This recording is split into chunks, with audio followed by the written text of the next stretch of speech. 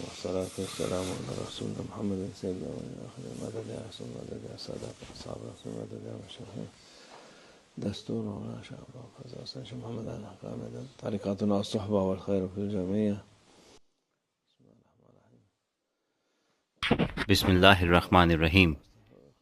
انما المؤمنون اخوۃ فاصلحوا بین اخویکم واتقوا اللہ لعلکم ترحمون.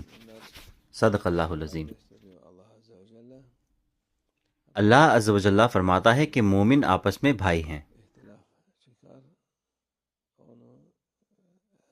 اور حقیقتاً بھائیوں کے درمیان اختلاف بھی ہو جاتا ہے. وہ فرماتا ہے کہ دخل دیں اور ان کے اختلاف دور کریں، ان کی صلح کرا دیں، ان کی صلح کرا دیں تاکہ اللہ کی رحمت آپ پر نازل ہو. اتحاد میں اللہ کی رحمت اور حفاظت ہوتی ہے.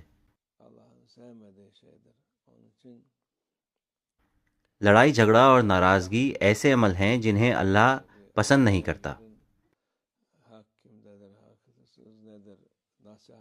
اس لیے وہ فرماتا ہے کہ آپ کو چاہیے کہ ان کی صلح کرا دیں، دخل دیں، دیکھیں کون حق پر ہے اور کون غلط ہے، انہیں نصیحت کریں تاکہ صلح ہو جائے، کیونکہ صلح نہ کرانا جائز نہیں ہے. یہ ہمارے رسول اللہ صلی اللہ علیہ وسلم فرماتے ہیں.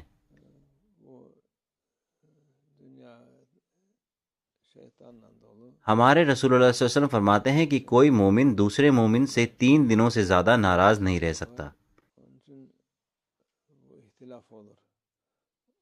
یہ دنیا شیطان اور وسوسے اور طرح طرح کی بے اعتباریوں سے بھری ہوئی ہے، اسی وجہ سے جھگڑے پیدا ہوتے ہیں.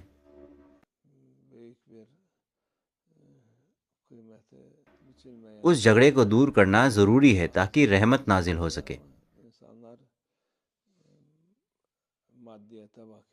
رحمت اللہ عز و جل کی بہت قیمتی نعمت ہے،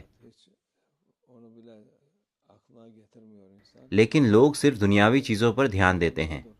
وہ سوچتے ہیں کہ یہ روحانی چیز ہے، میرا اس سے کیا تعلق، یا پھر ان کے دل میں یہ بات آتی ہی نہیں، حالانکہ یہی اصل اہمیت رکھتی ہے. یہی ہمیشہ قائم رہنے والی ہے. دنیاوی چیزیں فانی ہیں، اس لیے دنیا یا کسی بھی چیز پر ناراضگی اور رنجش نہیں ہونی چاہیے. ہمارے رسول اللہ صلی اللہ علیہ وسلم نے حدیث شریف میں فرمایا کہ 3 دن سے زیادہ ناراض رہنا جائز نہیں ہے. اللہ ہم سب کی حفاظت فرمائے. یہ نفس کی بیماریوں میں سے ایک ہے، نفس کی برائیوں میں سے ایک ہے. یہ چھوٹی بات کو بڑا بنا کر جھگڑا پیدا کر دیتی ہے. جب جھگڑا ہوتا ہے تو سکون اور برکت دونوں اٹھ جاتے ہیں. اللہ ہماری حفاظت فرمائے. اللہ جن کے درمیان اختلاف ہے ان کی صلح کرا دے انشاءاللہ. الفاتحة.